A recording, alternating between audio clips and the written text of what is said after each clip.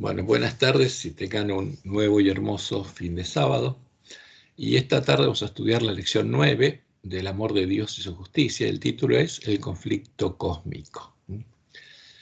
Y hace un año tuvimos una lección que hablaba del conflicto cósmico. Y lo interesante es que en esta lección se repiten muchos de los conceptos que aparecieron en esa lección y no son bíblicos. Por eso en este estudio vamos a tratar de diferenciar la verdad revelada por Jehová, nuestro Dios, sobre el conflicto cósmico, de los falsos conceptos provenientes muchos de la ciencia de Satanás, que repetidamente aparecen en nuestras lecciones y a través de las cuales el enemigo siembra en nuestros corazones la semilla de la cizaña. Porque lo importante es entender lo que Dios reveló, como dice Deuteronomio 29:29. Las cosas secretas, lo que Dios nos reveló, pertenece a Jehová, nuestro Dios. Mas las reveladas son para nosotros y para nuestros hijos para siempre, para que cumplamos todas las palabras de esta ley, le dijo Moisés a sus hermanos. Por ello, usando la palabra de Dios, vamos a tratar de aclarar punto por punto, concepto por concepto, como vamos haciendo. El primer tema es, ¿entre quiénes es el conflicto? Nuestra lección dice que es entre Cristo y Satanás, pero la realidad es que el conflicto es entre Jehová, el Altísimo, el único Dios verdadero, y Lucifer, uno de sus hijos, un ser creado perfecto, imagen y semejanza de Dios, un querubín protector, que se convirtió en el creador de la maldad, el padre de la maldad, y se transformó en el primer árbol malo, y pecó, y llegó a ser la serpiente antigua que se llama Diablo y Satanás. A este ángel caído, simbólicamente la profecía de Ezequiel se lo llama el rey de Tiro, el padre del príncipe de Tiro, al que Pablo llama el hombre de pecado, el hijo de perdición. Y esto es lo que Dios por medio de Ezequiel nos anunció de cómo se generó la maldad. Hijo de hombre, levanta endechas sobre el rey de Tiro y dile, así ha dicho Jehová el Señor, tú eras el sello de la perfección, lleno de sabiduría. Entonces está hablando aquí de Lucifer.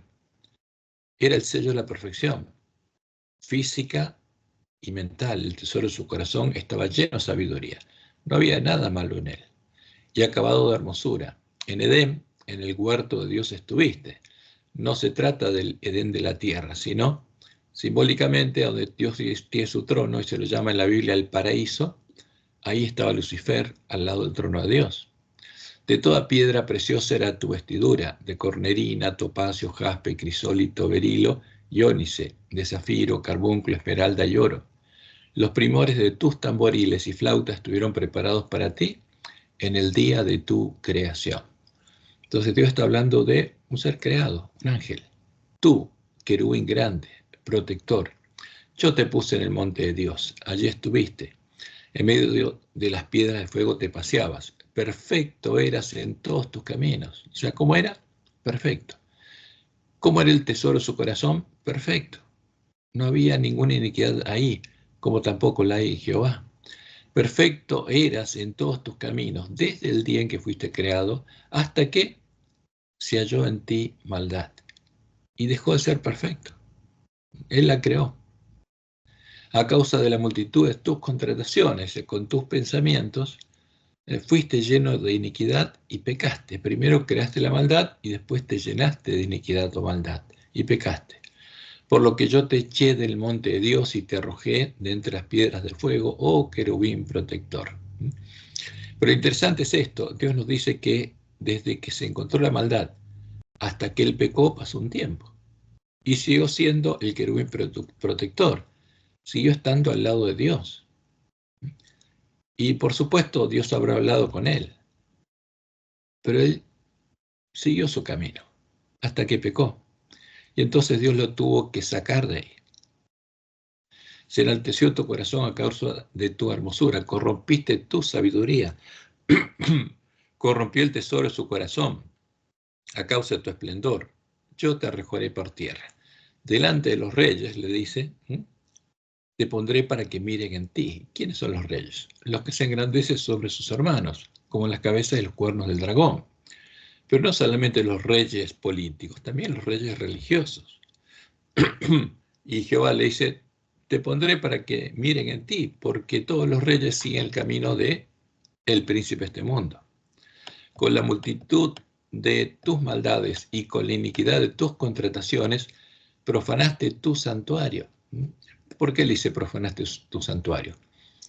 Porque como en el tiempo del nuevo pacto, el templo de Dios está formado por piedras vivas, por hombres, empezando por Jesús. También Satanás era parte del templo de Dios, del templo de Jehová en ese tiempo. Pero Lucifer lo profanó. Yo pues saqué fuego de medio de ti, el cual te consumió. O sea, ¿qué lo va a consumir a Lucifer? Su propia maldad. Y te puse en ceniza sobre la tierra a los ojos de todos los que te miran. Todos los que te conocieron de entre los pueblos se maravillarán sobre ti. Espanto serás y para siempre dejarás de ser. Y esto es lo que Dios anunció que va a suceder después del milenio, cuando Satanás va a ser echado en el lago de fuego y va a sufrir la muerte segunda y no va a haber más recuerdo de él ni de su creación. Entonces vamos a hablar un poquito sobre, la Biblia dice que se llenó de iniquidad esta traducción, pero ¿de qué se llenó? La traducción de nuestras Biblias dice de iniquidad, pero la palabra hebrea traducida tiene un significado muy amplio que incluye la mentira, la injuria, el engaño. Por eso, Satanás es mentiroso y padre de la mentira. Y empezó injuriando a Dios. ¿Para qué? Para lograr que la tercera parte de los ángeles lo siguiera a él y lo adorara. Y terminó engañando a la tercera parte de los ángeles. Por eso Dios nos dice, cuidado, las cosas reveladas son para nosotros, pero que no nos metamos en lo no revelado, porque Satanás tiene una explicación. Y engañó a los ángeles que son superiores a nosotros. Entonces nosotros tenemos que creer a toda palabra que sale de la boca de Jehová y no ir más allá en las cosas no reveladas, porque Dios lo hizo así para protegernos. Ahora, ¿cuál es la palabra que se traduce por iniquidad? Es esa palabra hebrea con esas letras hebreas, pero jamás, con K, J, A, más se pronunciaría en castellano. ¿Qué significa? Viene de otra palabra griega, la 2554, que significa violencia, por explicación mal, daño, en forma violenta hacer daño a otro. Ganancia injusta, significa afrenta, agravio, crueldad, daño, desnudar, falso, mentiroso, forjar, contra, hacer iniquidad, injuria. O sea, mentir acerca de otra persona, injurioso, injusticia, injusto, mal, maldad, malo, malvado, rapiña, robo, violencia, violenta. Entonces, todo eso caracteriza el tesoro que creó Lucifer en su mente, en su corazón. Y después usó esa maldad. Y todas estas características se manifestaron en el carácter de Lucifer.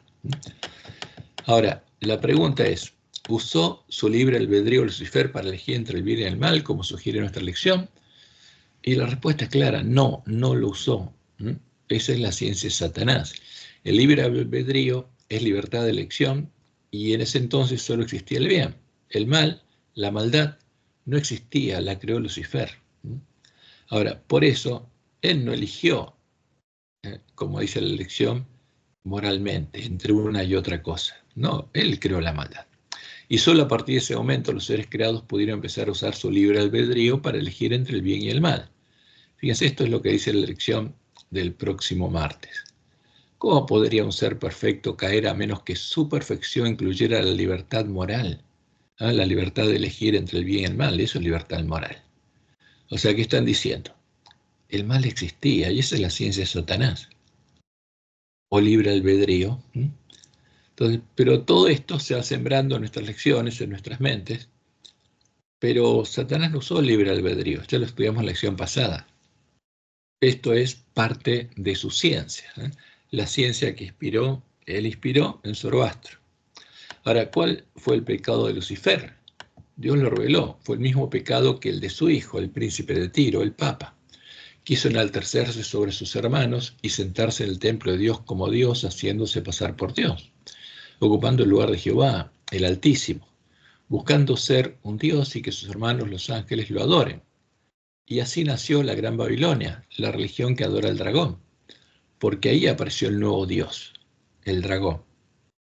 Y los que lo siguieron y lo adoraron fueron parte de la Gran Babilonia, que en la tierra sería madre de todas las rameras y de las abominaciones de los ídolos de la tierra. Isaías 14, 12 al 15. ¿Cómo caíste del cielo, oh lucero, hijo de la mañana? Porque Lucero era hijo de ¿quién? De Dios, hijo de la mañana. Lucifer no es la estrella de la mañana, es hijo de la estrella de la mañana.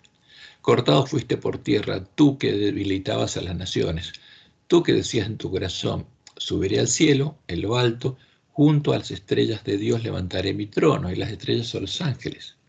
Y en el monte del testimonio me sentaré a los lados del norte. Sobre las alturas de las nubes subiré y seré semejante al Altísimo. Y las estrellas me van a adorar. Por eso quiso darse el templo de Dios como Dios. Mas tú derribado eres hasta el Seol, a los lados del abismo. Por eso se lo llama el ángel del abismo. Y Pablo, interpretando claramente que Ezequiel 28, al hablar del príncipe de Tiro, habla del hombre de pecado, dice lo siguiente, el hijo de Satanás. Pero con respecto a la venida de nuestro Señor Jesucristo y nuestra reunión con Él, nadie os engañe en ninguna manera, porque no vendrá sin que antes venga la apostasía. O sea, la profecía se tiene que cumplir. Y la apostasía estaba definida en ¿qué libro? Ezequiel 8. Después Ezequiel 28 habla del príncipe de Tiro, pero Ezequiel 8 se anuncia la venida de la apostasía, pero no aparece así esa palabra en nuestra Biblia porque los traductores pusieron otra cosa, tratando de ocultar que ese es el hombre de pecado. Pero no vendrá sin que antes venga la apostasía y se manifieste el hombre de pecado, el hijo de perdición, el hijo de Satanás, el hijo del rey de Tiro, el cual se opone y se levanta contra todo lo que se llama Dios o es objeto de culto, tanto que se siente el templo de Dios como Dios, haciéndose pasar por Dios. Y sabemos de quién está hablando. Como anuncia la profecía de Daniel 11, ¿a quién adoraría el príncipe de Tiro? Al rey de Tiro, a Satanás. Del Dios de sus padres no hará caso, porque es un apóstata, ni el amor de las mujeres, ni respetará a Dios alguno, porque sobre todo se engrandecerá, mas honrará en lugar de Jehová, ¿quién? Al Dios de las fortalezas. ¿Quién es el Dios de las fortalezas? Por las fortalezas son las bestias, las cabezas del dragón. ¿Quién es el Dios de las cabezas del dragón? El dragón. Porque la Gran Babilonia adora al dragón y el Papa adora al dragón.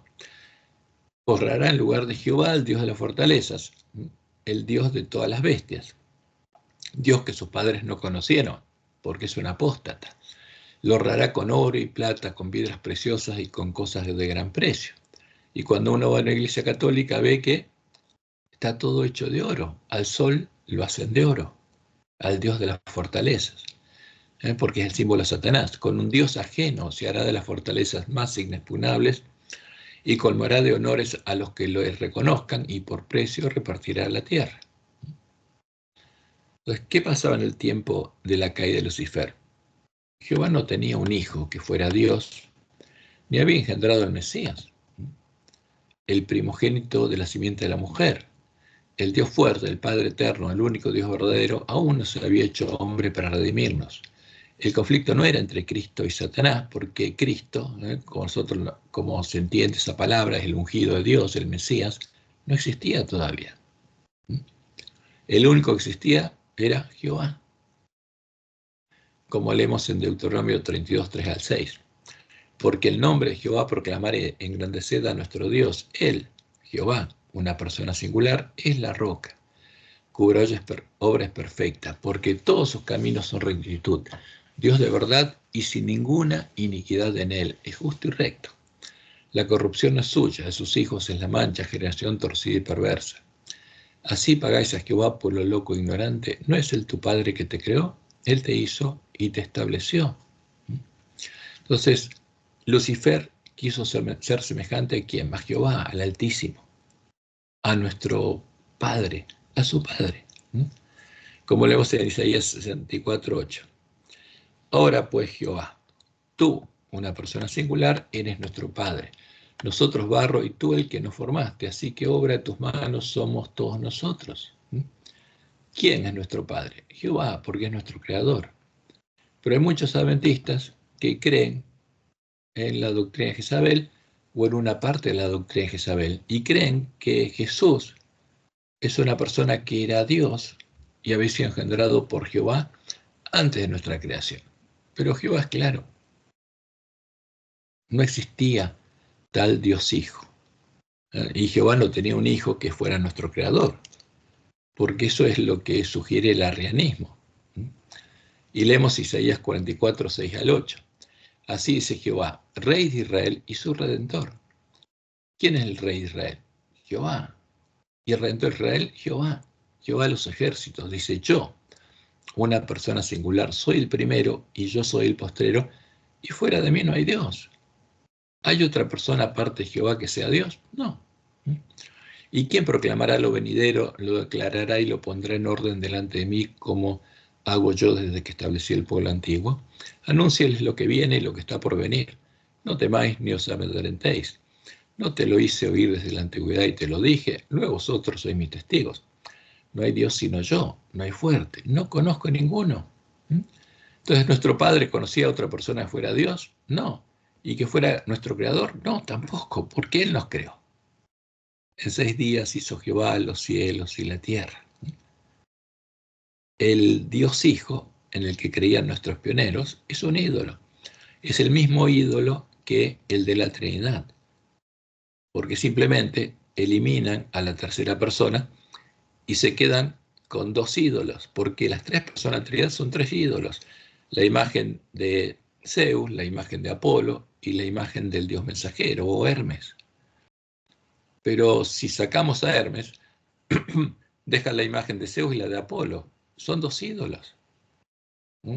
Son abominaciones igual. Por eso Dios le mostró a Juan que ellos están contaminados con errores heredados de los paganos y los papistas, de los cuales tenían que deshacerse. Porque Jehová no conocía a ninguno. Pero en la historia de redención vemos que Cristo estaba en el cielo. Ahora, ¿existía un Dios Hijo que se llamara Cristo? No. Jehová, el Dios fuerte, el Padre eterno, el único Dios verdadero, sería nuestro Redentor, el Mesías de la promesa también. Todo lo otro viene de la doctrina de Jezabel. Por Isaías 9:6, porque un niño nos es nacido, hijo nos es dado, y el principado sobre su hombro. Y se llamará su nombre, admirable, consejero, Dios fuerte, Padre eterno. ¿Quién sería? ¿Hijo eterno? No. ¿Quién? El único Dios verdadero. El Dios fuerte, el Padre eterno, Jehová, se haría hombre, y él sería el príncipe de paz, el primogénito entre muchos hermanos como hombre. Y en Isaías 43, Dios lo vuelve a repetir para que no nos tengamos duda, y lo repite muchísimas veces. Vosotros sois mis testigos, dice Jehová, y mi siervo que yo escogí para que me conozcáis y creáis y entendáis que yo mismo soy. ¿Quién es nuestro Redentor? Dice Jehová, yo mismo. Antes de mí no fue formado Dios, ni lo será después de mí. Nunca habría otra persona fuera Dios. Yo Jehová, y fuera de mí no hay quien salve. Yo, una persona singular, anuncié, dice, estaba anunciando, y salvé. ¿Quién se hizo hombre? ¿Quién nos redimió? Jehová, e hice oír. Y no hubo entre vosotros dios ajenos. Vosotros pues sois mis testigos, dice Jehová, que yo, una persona singular, soy Dios. Yo anuncié, yo salvé. Y yo le estoy haciendo oír, dice. Como dice Isaías 47:4, nuestro Redentor, Jehová de los ejércitos es su nombre, el Santo de Israel. Y en Isaías 54:5, Jehová anunció, porque tu marido es tu hacedor. Jehová de los ejércitos es su nombre, y tu Redentor. O sea, nuestro Creador es nuestro Redentor. El Santo Israel, Dios de toda la tierra, será llamado. Pero los autores de nuestra lección indican que el gran conflicto es entre Cristo y Satanás, porque creen las doctrinas de Roma, reflejadas en el credo de Nicea, que indican que existía un Dios Hijo, al que llaman Cristo, un Dios engendrado, como Zeus engendró a Apolo, que sería nuestro Creador y Redentor, porque esto es el credo de Nicea. Esto es lo que existía en común entre católicos arrianos y católicos trinitarios, porque nuestros pioneros aunque no supieran, eran católicos, porque creían en las imágenes definidas en el credo de Nicea. Entonces, ¿qué dijeron ellos? Creemos en un Dios Padre, porque esto era lo común entre paganos y cristianos. Pero, ¿en qué creían los paganos? En la imagen de Zeus, todopoderoso, hacedor de todas las cosas visibles e invisibles, y en un Señor Jesucristo, el Hijo de Dios, engendrado. Pero esta es la imagen de Apolo, porque Jehová no tiene un hijo engendrado, pero Zeus sí. Entonces, ¿qué pusieron acá? La imagen de Apolo le llamaron Jesucristo, a Satanás le llamaron Jesucristo. Engendrado, como el unigénito del Padre, es decir, de la sustancia del Padre. Porque usaron los conceptos paganos, las cosas sacrificadas a los ídolos que Dios anunció que usarían, para crear otros, modelar otros dioses paganos, pero con nombre de cristianos. De la sustancia del Padre, Dios de Dios, luz de luz, Dios verdadero, engendrado, no hecho. Consubstancial al Padre, como Zeus y Apolo, mediante el cual todas las cosas fueron hechas. Y entonces ahora este Dios Hijo es el creador, pero el que creó todo fue Jehová, y él no conoce a otra persona, no tenía un hijo. Por lo tanto, este es un ídolo, son dos ídolos. Y en esto creían nuestros pioneros, mediante el cual todas las cosas fueron hechas, tanto las que están en los cielos como las que están en la tierra, quien para nosotros los humanos y para nuestra salvación descendió y se hizo carne. ¿Quién nos redimió según esto? El Dios Hijo. Apolo es la imagen de Satanás, pero no es así, porque el que nos redimió es el Dios fuerte, el Padre eterno, el único Dios verdadero. Se hizo humano y sufrió y resucitó al tercer día y vendrá a juzgar a los vivos y a los muertos. Y decían en el Espíritu Santo. Y eso no lo definieron porque no se ponían de acuerdo los discípulos de Arrio y los discípulos de Alejandro y Atanasio, todos de la iglesia de Alejandría, todos miembros de la escuela de Alejandría. Ahora, por eso Jesús lo sabía esto y en el Apocalipsis nos reveló que el falso Jesús es la imagen de Apolo, el ángel del abismo, y es la semilla de la cizaña que se dio sembrar en los corazones de los ángeles de la Odisea. Porque Apocalipsis 9:11, al hablar del rey de los espíritus de demonios, dice, y tienen por rey sobre ellos al ángel del abismo. ¿Quién es? Satanás, cuyo nombre en hebreo es Abadón, el destructor, y en griego Apolión, Apolo, el hijo de Zeus. Y esa es la imagen que justamente reflejaron el credo de Nicea, porque es la imagen de Apolo, es la imagen de Satanás. Y en nuestra lección del sábado 22 de febrero, dice, el gran conflicto entre Cristo y Satanás está en el centro de la teología bíblica. Pero no es así, ¿no? Aunque la idea de un conflicto cósmico entre Dios y las criaturas celestiales que han caído y se han rebelado contra él es un tema destacado de las Escrituras y también prevalece en gran parte de la tradición cristiana. Muchos cristianos la han rechazado, descuidado por completo. Ahora, ¿por qué hablan de la tradición cristiana? Porque ellos siguen la tradición cristiana a Roma, porque ellos llaman iglesia a Roma, ¿no? Los autores siguen la tradición cristiana de Roma, ya que adoran ecuménicamente al mismo Dios que Roma, el Dios de la Trinidad, e indican que Cristo, el Dios Hijo de la Trinidad, es la única simiente de la mujer que vencería a la serpiente y a su simiente también. Ahora, pero Génesis 3:15 no dice eso, y vemos claramente en la Biblia que esa es otra mentira. ¿Qué dice Génesis 3:15? Y podré enemistad entre ti y la mujer, y entre tu simiente, tus hijos, le está diciendo a la serpiente, y la simiente suya, los hijos de la mujer, porque habrá un conflicto.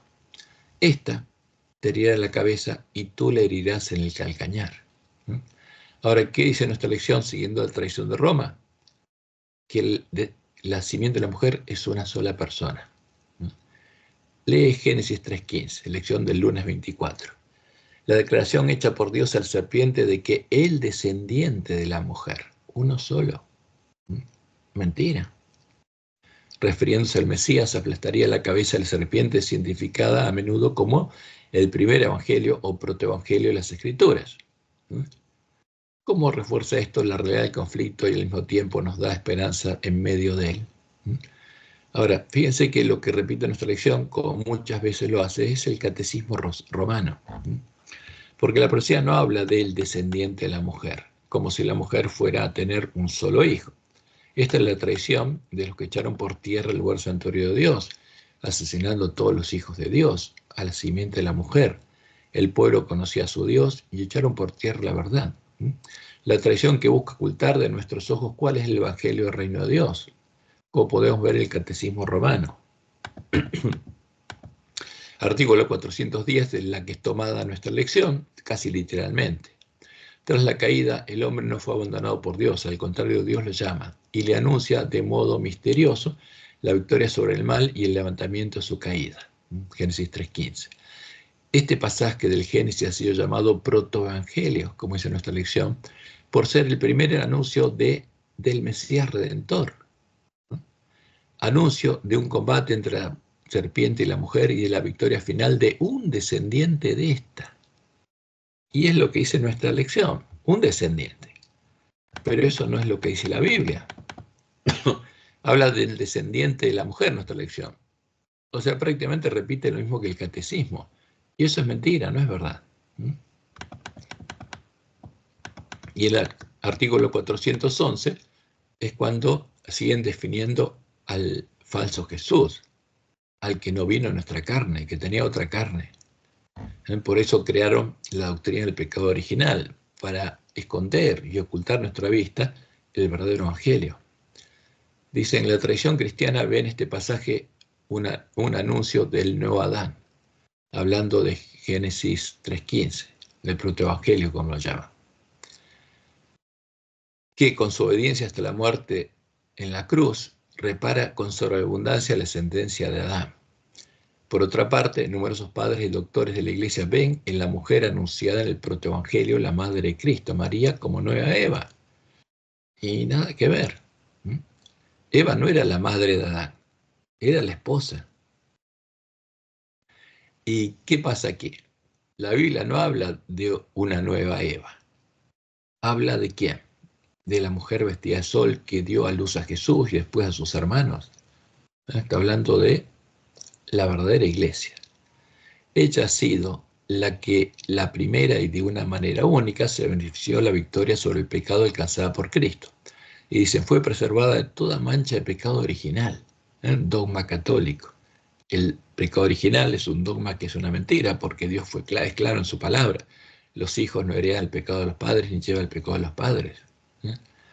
Y después, esta nueva Eva no tenía pecado original, por eso pudo tener a Jesús, como dice Roma, porque ella es la esposa del Espíritu Santo. Y el Espíritu Santo la embarazó y tuvo un hijo que tenía otra carne, no la carne nuestra, pero es el anticristo. Y dicen, y durante toda su vida terrena, por una gracia especial de Dios, no cometió ninguna clase de pecado. O sea, ¿quién fue el primer hombre que venció el pecado en la carne? María, la nueva Eva. Y después tuvo como hijo ¿a quién? Adán. Y esto es catecismo romano. Ahora, la promesa del Evangelio del Reino de Dios es que Dios tendría muchos hijos. No es que la mujer tendría uno. Es que Dios tendría muchos hijos, empezando por Jesús, el primogénito entre muchos hermanos, y todos tendrían nuestra misma carne y sangre, y no la del anticristo, no la del Jesús definido por Roma y por nuestros teólogos, ya que si vencía en nuestra carne, el Mesías vería el linaje, vería el fruto de la aflicción de su alma, como dice Isaías 53.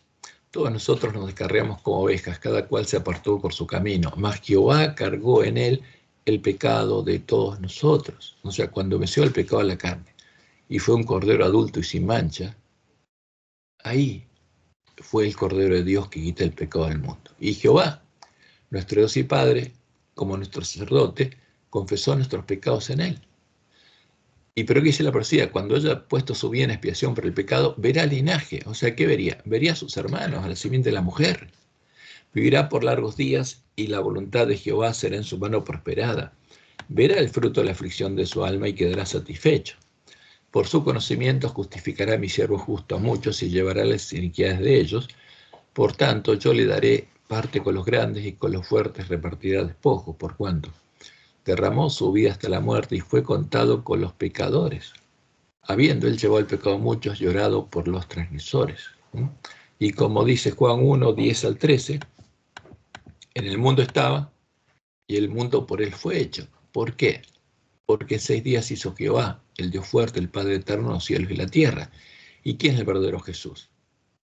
Es Jehová, nuestro Creador, que se hizo hombre para redimirnos. Pero el mundo no le conoció. A los suyos vino y los suyos no le recibieron.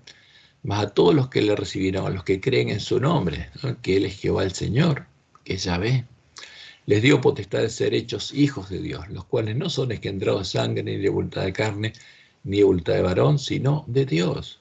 O sea, ¿cuántos hijos iban a engendrar a Dios? A muchos hijos. Y ellos iban a vencer. Como dice Pablo en Romanos 8, 28 al 30, que a los que aman a Jehová, a los que aman a Dios, Dios los predestinó para transformarlos a imagen de su Hijo, para que sea el primogénito entre muchos hermanos. Y a los que predestinó, llamó, justificó y glorificó. Y esta es la simiente de la mujer. Por como dice Juan en 1 Juan 3, 10 al 12, en esto se manifiestan los hijos de Dios, la simiente de la mujer, y los hijos del diablo, la simiente de la serpiente. Todo aquel que no hace justicia y que no hace hermano no es hijo de quién, de Dios. Porque este es el mensaje que habéis oído desde el principio, que nos amemos unos a otros, no como Caín, que era hijo de quién, del maligno, Satanás, y mató a su hermano. ¿Y por qué causa le mató? Porque sus obras eran malas y las de su hermano justas. Y eso pasó en el tiempo de la apostasía, con los hijos del diablo. Asesinaron a sus antiguos hermanos, el pueblo conocía a su Dios, y no adoraba a la imagen de la bestia, no adoraba a la Trinidad. Y ese es el tema, los que después de ver la diferencia entre la verdad y la mentira, tenemos que usar nuestro libre albedrío para elegir si queremos ser hijos de Dios o hijos del diablo, somos nosotros. Porque vamos a ser hijos de Dios o hijos del diablo por nuestra elección. Porque Satanás no puede hacer nada violentando nuestro libre albedrío. Nosotros tenemos que elegir. Entonces vamos al segundo tema que es muy importante que entendamos. Primero era el conflicto entre Jehová y Satanás. ¿Y Jesús quién es? Es Dios mismo hecho carne. Y el segundo punto es, ¿dónde sembraría el enemigo la semilla de la cizaña? En nuestra lección hay una falsa interpretación de la parábola del trigo y la cizaña, que se aparta de las palabras de Jesús y desvía nuestra vista de su verdadero significado. Es falsa profecía, como Dios le mostró a Juan, encendida de la infernal tea satánica. Los autores confunden a la semilla de trigo con el bien y a la semilla de la cizaña con el mal. Pero en la parábola ambas semillas son doctrinas, la doctrina verdadera y las falsas doctrinas. De la semilla de trigo nacen los hijos de Dios, porque es la palabra del reino, las plantas de trigo, y de la semilla de la cizaña nacen los hijos del diablo, las plantas de cizaña. Y vamos a ver un poco esto. ¿Quién es la verdadera semilla de trigo? Es el santo, el verdadero Jesús, es la vid verdadera, el Hijo del Hombre, el primogénito entre muchos hermanos, y empezó a hacer sembrar el corazón de los discípulos después de la resurrección de Jesús, porque hasta ese momento no habían entendido quién era Jesús. Y en Juan 12, 23 al 24 leemos, Jesús les respondió diciendo, ha llegado la hora en la que el Hijo del Hombre sea glorificado. De cierto os digo, si el grano de trigo no cae en la tierra y muere, queda solo. Pero si muere, lleva mucho fruto. ¿Quién es el verdadero grano de trigo? El verdadero Jesús. ¿Por qué? Porque Él, como hombre, venció al pecado en la carne y nos mostró el camino. Y si entendemos y lo conocemos a Él y cómo venció y cuál era la fe de Jesús, vamos a poder seguir sus pisadas. Y Él va a llegar mucho fruto. ¿Por qué? Porque primero nos redimió y ahora tenemos libertad de seguirlo. Y Dios nos va a engendrar de nuevo y transformar en la imagen de Jesús. Pero el grano de trigo es el verdadero Jesús. Y el anticristo es la semilla de la cizaña. El verdadero trigo es el verdadero Jesús y la semilla de la cizaña es el falso Jesús. La abominación asoladora de la que habló el profeta Daniel. Y además Él nos dijo, yo soy la vid verdadera y mi Padre es el labrador. ¿Por qué? Porque Jesús no es el que nos transforma es Dios. Es Jehová, su Dios y Padre. Todo pámpano que en mí no lleva fruto, lo quitará, y todo aquel que lleva fruto lo limpiará para que lleve más fruto. Ya vosotros estáis limpios por la palabra que os he hablado.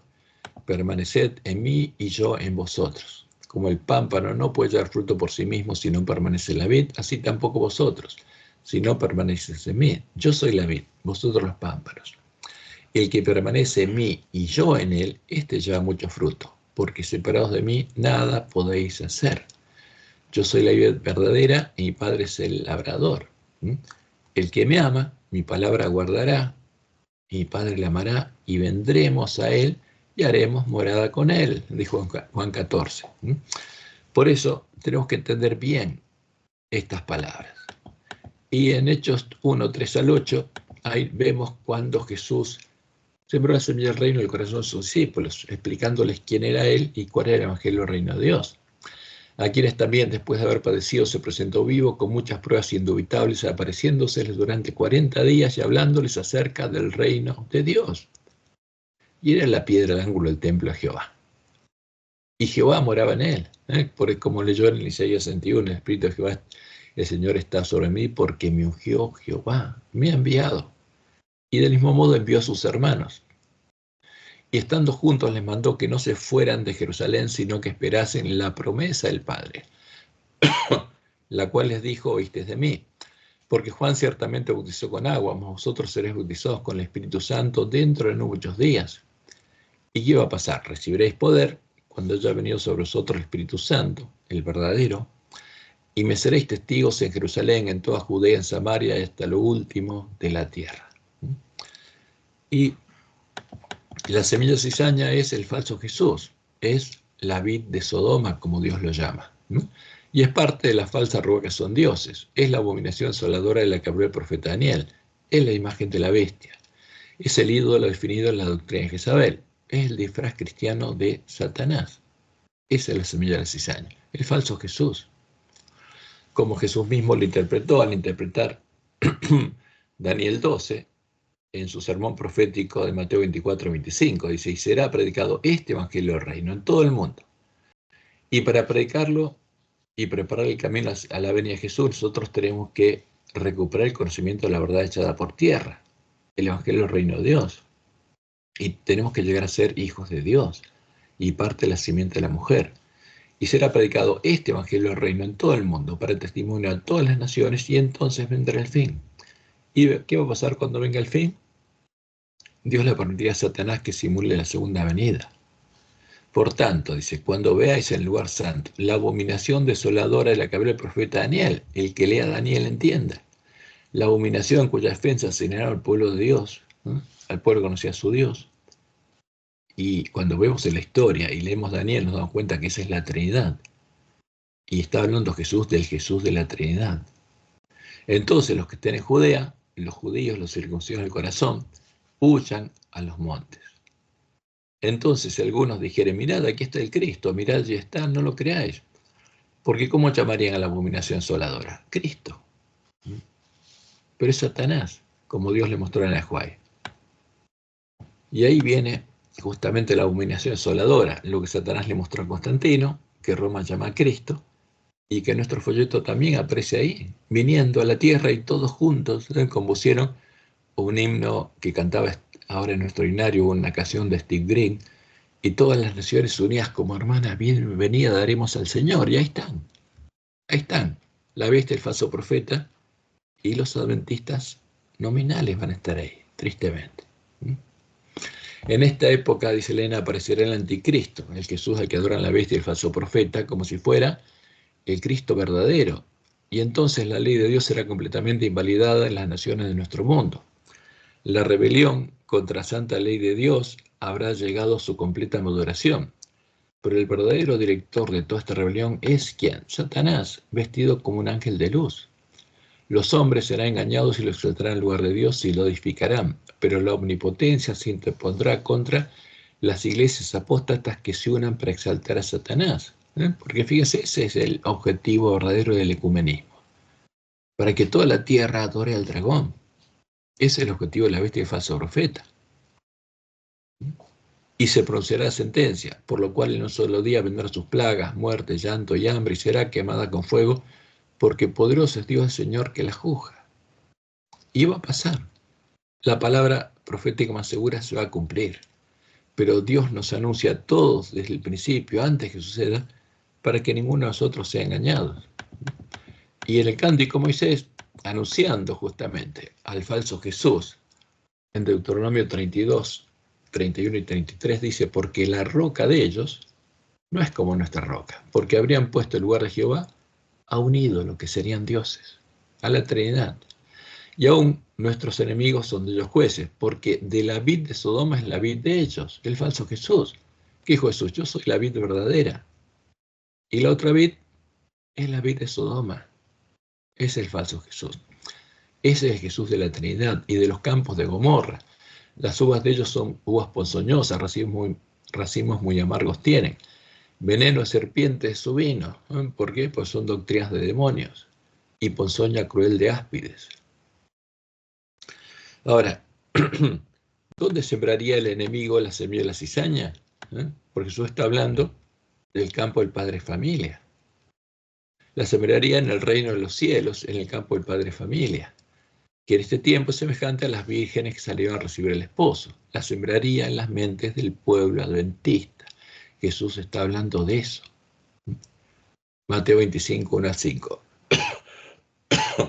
El reino de los cielos será semejante a 10 vírgenes. Está hablando cuando se cumplen las palabras de su sermón profético. Está hablando del tiempo en que las vírgenes salen a recibir al esposo. Desde 1844 en adelante, el reino de los cielos es semejante a el pueblo adventista, que tomando sus lámparas salieron a recibir al esposo, y tardándose al esposo, cabecearon todas y se durmieron.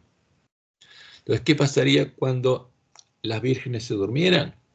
Entraría el enemigo, Satanás, a través de sus siervos, los lobos vestidos de ovejas, y sembraría la semilla de la cizaña, el alfa de las herejías mortíferas sobre la presencia y la personalidad de Dios, como Dios la llamó, en la doctrina de Jezabel, y pondrían la puerta ancha por la que se entra la ciudad de Satanás y el camino espacioso que lleva a la perdición delante del pueblo adventista. Esto es lo que Jesús está anunciando. Les referí otra parábola diciendo, el reino de los cielos es semejante a quién, a las vírgenes de este tiempo. Y en este tiempo también sería semejante a un hombre que sembró buena semilla en su campo. Pero mientras dormían los hombres, ¿qué pasó con las vírgenes? Todas se durmieron. Vino su enemigo y sembró cizaña entre el trigo y se fue. Entonces, ¿qué está diciendo Jesús? Que en la mente del pueblo adventista habría sido sembrada la semilla de la cizaña, el falso Jesús. ¿Por qué sabemos que se trata de la última generación de la iglesia remanente? Porque cuando recuperáramos el conocimiento de la verdad echada por tierra y escucháramos el mensaje de Elías, que despertaría a las vírgenes dormidas, todos tomaríamos una decisión consciente y empezaríamos a entrar voluntariamente por la puerta estrecha o por la puerta ancha. Y empezaríamos a recibir al mismo tiempo la verdadera y la falsa lluvia temprana. Y germinarían, crecerían y darían fruto al mismo tiempo el trigo y la cizaña. Entonces llegaría el fin del tiempo de gracia para la iglesia militante, el fin de este siglo, y sería realizada la primera cosecha de trigo en el tiempo del fin. Porque desde que se perdió el conocimiento de la verdad, no hubo una cosecha. La mujer vestida de sol no volvió a tener hijos, pero este tiempo volvería a tener hijos. Esa es la promesa de Dios. Y lo sabían nuestros pioneros, como leemos en Primeros Escritos, página 135.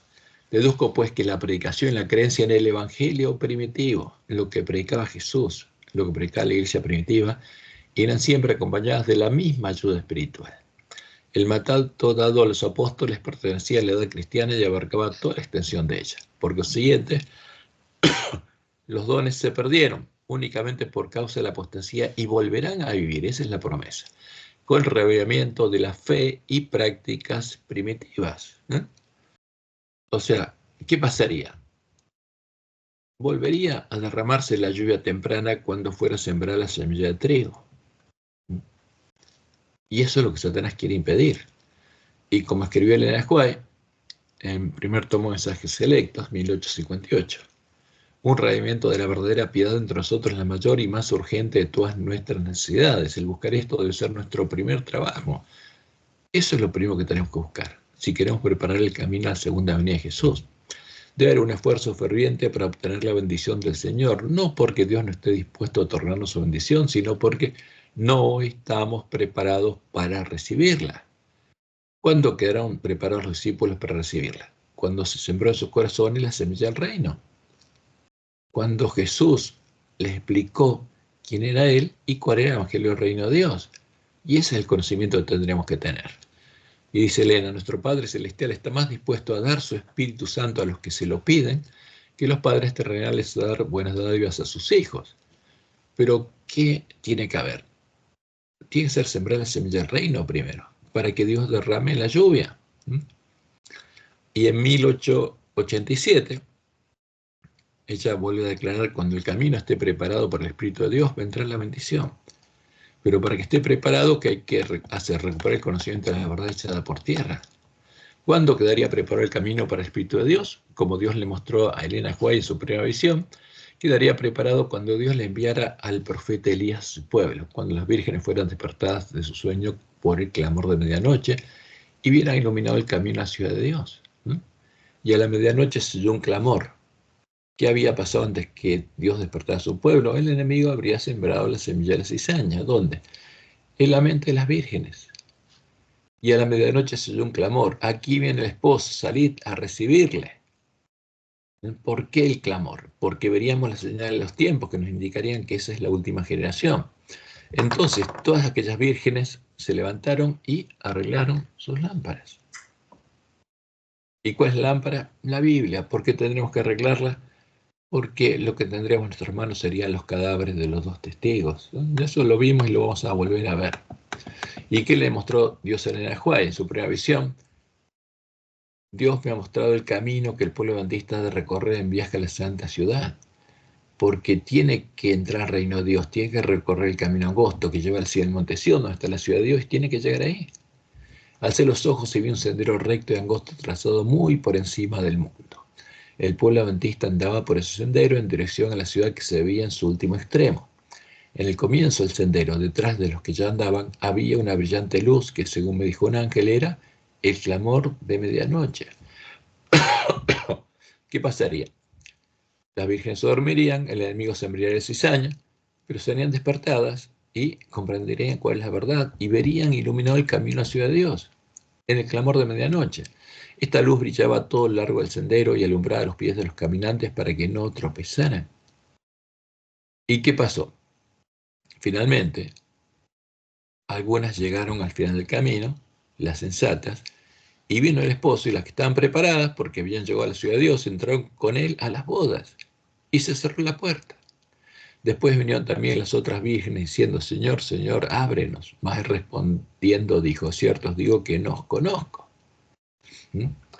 ¿Por qué? Porque habrán ido a comprar no de Jesús, sino de los hombres que venden en la Odisea, los que arrancan la semilla del reino, y las habrán engañado. Por eso Jesús fue muy claro al finalizar la parábola del trigo a la cizaña. Dijo, de manera que como se arranca la cizaña y se quema en el fuego, así será en el fin de este siglo. No está hablando del comienzo del conflicto, como los autores de nuestra lección. Dice, así será en el fin de este siglo. En el fin del tiempo la iglesia militante enviará el Hijo del Hombre a sus ángeles y recogerán de su reino, fíjense, no del mundo, de su reino, a todos los que sirven de tropiezo, a los que hacen iniquidad, y los echarán en el horno a fuego. ¿A quienes? A las vírgenes sensatas, que quedarán en manos de Satanás como parte de su cosecha, porque Satanás va a tener una cosecha. Allí será el lloro y el crujir de dientes. Entonces, dice, los justos, los sellados, las vírgenes sensatas, resplandecerán como el sol en el reino de su Padre. ¿Por qué? Porque van a haber sido dados a luz por la mujer vestida de sol. Van a ser el resto de la simiente de la mujer. Y Jesús dice, el que tiene oídos para oír, oiga. ¿Podría germinar la semilla de la cizaña cuando fuera sembrada antes que sea sembrada y germine la semilla de trigo? Y la respuesta es no. Porque Dios protegería a su pueblo mientras estuviera dormido hasta que tuviera oportunidad de oír la verdad, hasta que oyera la predicación del Evangelio eterno, hasta que le fuera dado el verdadero alimento a tiempo. Como Jesús lo cuenta en Mateo 13, 26 al 30. Y cuando salió la hierba y dio fruto, entonces apareció también la cizaña. Entonces, porque sale la hierba, y hierba es hierba, es igual la hierba del trigo y la cizaña, pero cuando empieza a dar fruto, cuando se empieza a ver qué tipo de espiga tiene, ahí se diferencia. Y apareció también la cizaña. ¿Eh? Fíjese, a la cizaña, como a los lobos vestidos de ovejas, se la reconoce por sus frutos, porque es el mismo fruto. Vinieron entonces los siervos del padre de familia y le dijeron: Señor, ¿no sembraste buena semilla en tu campo? ¿De dónde pues tienes cizaña?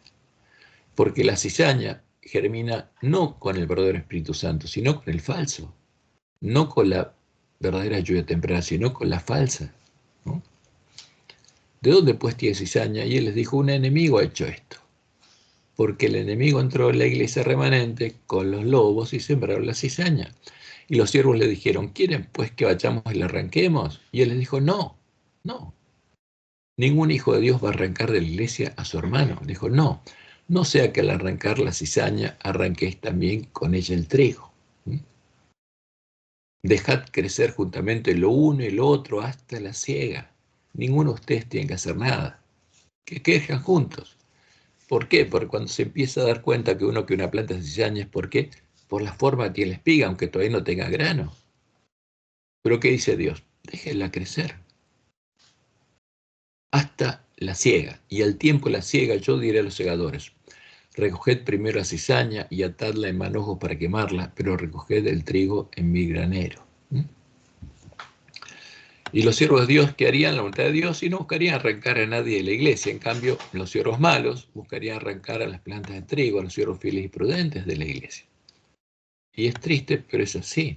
Y ya nuestra iglesia está organizada para hacer esa obra. Pero Jesús dice: ¿quién es pues el siervo fiel y prudente al cual puso su Señor sobre su casa, sobre las vírgenes dormidas, para que les dé el alimento a tiempo? Entonces, quién enviaría a sus siervos a darle el verdadero alimento a sus hermanos? Dios mismo. Porque primero, como haciendo la obra del hombre, el escobilla los prepararía a ver, para que se dieran cuenta de cuál es la verdad. Bienaventurado, dice Jesús, aquel siervo al cual, cuando el Señor venga, le haya haciendo así. Tiene que seguir dándole alimento a tiempo a sus hermanos hasta que Jesús venga. ¿A cuántos? A todos. Aunque alguno parezca ser cizaña y dé un fruto malo. De cierto os digo que sobre todos sus bienes le pondrá. Pero si aquel siervo malo dijera en su corazón: mi señor tarda en venir, y comenzar a golpear a sus consiervos y aún a comer y a beber con los borrachos, de la comida y la bebida de los borrachos, la comida y la bebida de Jezabel, vendrá el señor de aquel siervo en día que éste no espera y la hora que no sabe, y lo castigará duramente y pondrá su parte con los hipócritas. Allí será el lloro y el crujir de dientes. Y es triste, pero va a pasar. Pero no porque seamos engañados, sino porque vamos a tener que tomar una decisión consciente. Y vamos a ver a la falsa interpretación que hacen los autores de nuestra lección, ocultando el verdadero significado de las palabras de Jesús, porque debían nuestra vista a otra cosa. Pero Jesús está hablando de lo que sucede al fin del tiempo de gracia para el pueblo adventista. Y esto es lo que dice nuestra lección. La lección de mañana, domingo 23 de febrero. Un enemigo hizo esto. Que dicen: lee Mateo 13, 24, 27. ¿Cómo nos ayuda estas parábolas a entender la existencia del mal en nuestro mundo? Y Jesús está hablando ¿de dónde? De la iglesia, de las vírgenes, del campo del padre de familia. Y siguen diciendo: Jesús cuenta la historia de un agricultor que siembra solo semillas buenas en su campo. Sin embargo, la cizaña brota entre el trigo. Al ver esto, los criados del propietario preguntan: Señor, ¿no sembraste buena semilla, no, la semilla del reino, de la que nacen los hijos de Dios, es esa en tu campo? ¿Cómo pues tiene cizaña? La falsa semilla de la que nacen los hijos del diablo. ¿Cómo hay otra semilla? Esto se asemeja a la pregunta que se oye a menudo acerca del problema del mal. Si el mundo era perfecto cuando salió de las manos de Dios, ¿por qué hay maldad en él? Lee Mateo 13, 28 al 30, a la luz de la explicación de Cristo, en Mateo 13, 37 al 40. ¿Cómo ilumina esto la naturaleza del conflicto cósmico? El amo responde a la pregunta de su criado. Un enemigo ha hecho esto. Ahora, pero ¿de qué tiempo está hablando? Es una profecía que se cumplirá en el tiempo de la última generación. No tiene nada que ver de lo que hablan los autores de la lección. Porque ese enemigo lo sembraría en la iglesia remanente, en las vírgenes. Más adelante Jesús identifica al que siembra buena semilla como el Hijo del Hombre, que es el propio Jesús, y explica que el campo es el mundo. Mateo 13:38. Ahora, el campo del Padre Familia, al que es semejante al reino de los cielos, es la iglesia remanente, no es el mundo. Porque el mundo es el reino del príncipe de este mundo. Hay una diferencia muy clara. Entonces, el campo no es el mundo, el campo del Padre Familia es reino de los cielos. Y que el enemigo, dice, que sembró las cizañas el diablo. ¿Cómo la sembró? A través de los lobos que entraron vestidos de oveja en el campo del Padre Familia, describiendo explícitamente un conflicto cósmico entre Cristo y Satanás. Y esto es una mentira, porque mienten descaradamente. La parábola de Jesús es una profecía de lo que pasaría en el reino de los cielos en el tiempo del fin. Y siguen hablando los autores de esta lección. ¿Por qué existe el mal en el mundo? El mal es el resultado del enemigo, el diablo, que se opone al amo. Un enemigo ha hecho esto. Ahora, y fíjense que ahora es culpa del diablo, pero ni siquiera son coherentes. Antes habían dicho en las lecciones pasadas que el mal es el resultado del mal uso del libre albedrío que hacemos los hombres. Por eso hay mal. Entonces, nuestra lección es una cosa increíble, porque cuando uno lee la Biblia es claro el significado de las palabras de Jesús. Pero buscan engañarnos y ponen cualquier cosa aunque sea incoherente. Y siguen diciendo. Esta respuesta, sin embargo, provoca la siguiente pregunta. ¿Quieres pues que vayamos y la arranquemos? En otras palabras, ¿por qué no se arraigar el mal inmediatamente? Pero la semilla de la cizaña no es el mal. Es lo que germinó en el corazón de una persona porque le abrió la puerta a los espíritus de demonios y entró el falso Espíritu Santo. El amo dijo entonces, no, porque al arrancar la cizaña podrían también arrancar el trigo. Dejen que crezcan lo uno y lo otro hasta la siega. Hasta la separación de las vírgenes sensatas de las insensatas, está hablando. Cuando llegue el momento de cosechar, yo le diré a los segadores que recojan primero la cizaña y la aten en manojos para quemarla, y que después guarden el trigo en mi granero.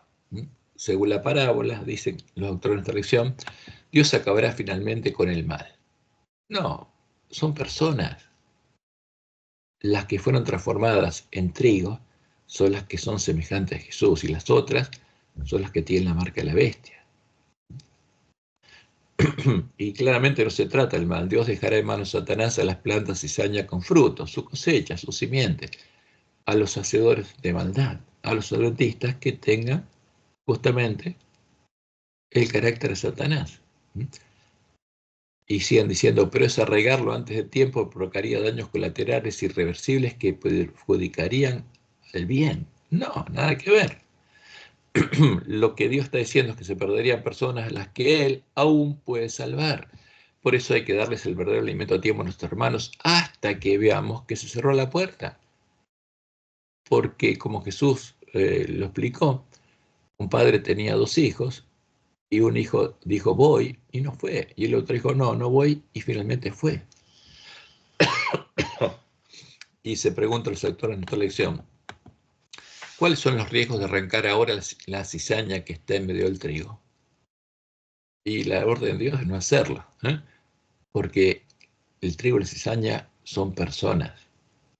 Dios quiere salvar a pecadores, a ángeles de la Odisea, y hasta que cierre la puerta para las vírgenes sensatas, todas deben recibir el verdadero alimento a tiempo, porque aún pueden salvarse. De eso se trata, de la salvación de los adventistas. Al mismo tiempo, dicen, ¿por qué el hecho de no arrancarla no significa que debemos ser indiferentes ante el mal? Lo que tenemos que hacer es darles el verdadero alimento a tiempo a todos nuestros hermanos. Y es triste ver esto, cómo se engaña al pueblo adventista, pero es lo que Dios dijo que pasaría. Y vamos al tercer punto que tenemos que aclarar. ¿Qué nos enseña sobre el conflicto, la tentación de Jesús? El pecado de Lucifer fue el mismo que el de su hijo, el príncipe de Tiro, el Papa. ¿Qué quiso hacer? Quiso enaltecerse sobre sus hermanos y sentarse en el templo de Dios como Dios, haciéndose pasar por Dios, ocupando el lugar de Jehová, el Altísimo, ¿no? Como leímos en Isaías 14, del 12 al 15. Quería ser semejante a Jehová y que sus hermanos, las estrellas del cielo, lo adoren.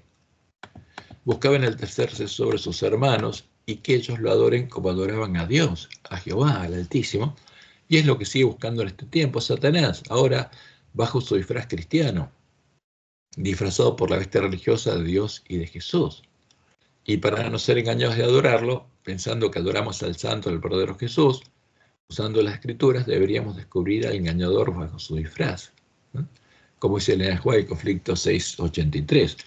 Solo los que hayan estudiado diligentemente las escrituras y hayan recibido el amor de la verdad en sus corazones, serán protegidos de los poderosos engaños que cautivarán al mundo. Merced al testimonio bíblico, descubrirán al engañador bajo su disfraz, para saber diferenciar claramente la semilla de trigo y la de cizaña, la puerta estrecha y la puerta ancha, el camino angosto y el camino espacioso. Y Satanás también buscó tentar y engañar a Jesús, a Jesucristo hombre, buscando que él también lo adore. Esa tentación nos deja muchas enseñanzas y deshace muchas de las mentiras de Satanás y sus siervos. Porque la mentira no es coherente, es simplemente, y se repite la mentira porque alguno la va a creer. Entonces, ¿qué nos muestra eso? Primero, cuando Satanás tentó a Jesús. Satanás sabe que Dios no puede ser tentado por el mal. ¿Lo sabe? Claro que sí lo sabe. Por eso, al tentar y buscar engañar a Jesús, Satanás mismo nos dio un claro testimonio de que el santo, el verdadero Jesús, no era 100% Dios y 100% hombre, como lo es la imagen de la bestia, su propio disfraz cristiano. Porque en ese caso no podría haber sido tentado. Porque una persona que es 100% Dios, que tiene una mente divina, que es omnisapiente, ¿cómo va a ser tentado? No puede. Como dice Santiago 1:13, Dios no puede ser tentado por el mal. Entonces, ¿qué nos muestra la tentación? Que la doctrina de Roma es mentira, y la doctrina que se enseña en nuestra iglesia también es mentira. Jesús no era 100% Dios y 100% hombre. Era solamente 100% hombre, porque una persona que es Dios no puede ser tentada por el mal. Segundo, Satanás sabía que Jesús no era un Dios omnisapiente, porque ya habría sabido quién era él y cuáles eran sus intenciones antes que se le acercara, ¿no? Satanás sabía que Jesús era 100% hombre, nuestro hermano en la carne, una verdadera oveja, un hijo de Adán, un hijo del hombre, y que podía tentarlo como nos tienta a nosotros, ¿no? Como leemos en Hebreos 2, 17 y 18, por lo cual debía ser en todo semejante a sus hermanos, debía ser una oveja, inferior a los ángeles, para venir a ser misericordioso y fiel sumo sacerdote en lo que a Dios se refiere, para expiar los pecados del pueblo. Pues en cuanto él mismo padeció siendo tentado, es poderoso para socorrer a los que son tentados. ¿Era Jesús un Dios? No. ¿Era 100% Dios? No, era un hombre. Era inferior a los ángeles. Si hubiera tenido una sola característica divina, hubiera sido infinitamente su naturaleza superior a los ángeles. Pero no lo era. Era nuestro hermano en la carne. Y lo que Satanás hizo nos muestra que las doctrinas que Satanás enseña en la iglesia de Roma son mentiras. Y las doctrinas que se enseñan en nuestra iglesia también lo son. ¿En qué podía tentar Satanás a Jesús? Satanás sabía que Jesús era un árbol bueno, que no tenía escrita la ley del pecado en su mente y su corazón, que no tenía un mal tesoro en su corazón del que pudiera ser tentado a sacar malas cosas, sino tenía escrita la ley de Dios, el amor de Dios, como él mismo y Adán y Eva la habían tenido, ¿no?, cuando fueron creados. Como anunció Dios por medio del Salmo 48. Me complazco en hacer tu voluntad, oh Dios mío, y tu ley está en medio de mi corazón. Ahora, ¿en qué podía tentarlo? Porque no era un árbol malo, era un árbol bueno, ¿eh? Podía buscar engañarlo, como engañó a Eva, y podría tentarlo a ofender a Dios usando sus debilidades, las debilidades de la carne que heredó Jesús, degradada y debilitada por 4.000 años de pecado. Porque Jesús no tenía ni la fortaleza física ni la hermosura de Adán cuando fue creado. Era un hombre común, sin ningún atractivo físico. No era como las imágenes de Apolo a las que se llama Jesús y aparece en nuestra iglesia, como anuncia la profecía de Isaías 53. ¿Quién ha creído nuestro anuncio? Dice Isaías 53:1. ¿Y sobre quién se ha manifestado el brazo de Jehová? Subirá cual renuevo delante de él y como raíz de tierra seca. ¿Y cómo sería? Dice, no hay parecer en él ni hermosura. ¿Era un hombre hermoso, alto, que la gente siguiera? No, no era un hombre atractivo. Era un hombre común. No hay parecer en él ni hermosura. Le veremos más inatractivo para que le deseemos. Despreciado y desechado entre los hombres, varón de dolores, experimentado en quebranto. Y que como escondimos de él el rostro, fue despreciado y no lo estimamos. Ciertamente llevó él nuestras enfermedades. ¿Se enfermó Jesús? Y sí, seguramente que sí. La Biblia no cuenta las enfermedades que tuvo, pero se enfermó y sufrió nuestros dolores. Y nosotros le tuvimos por azotado, por herido de Dios y abatido.